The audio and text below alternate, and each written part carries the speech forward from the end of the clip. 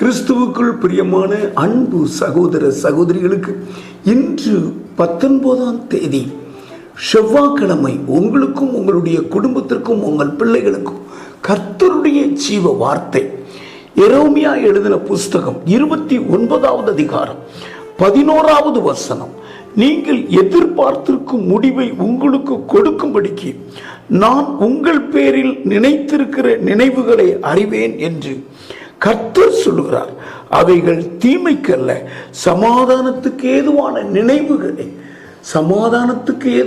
நினைவுகளை நமக்கு தர, ஆசீர்வாதங்களை தர இயேசு சிலுவையில் மரித்திருக்கிறார். ஆகையினால் கேட்கிற உங்களுக்கு இந்த ஜீவ வார்த்தை நிச்சயமாய் ஆசீர்வாதத்தை கொண்டு வரும்.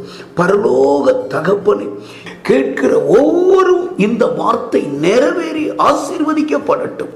இயேசுவின் மூலம் ஜெபிக்கிறேன் பிதாவே, ஆமென்.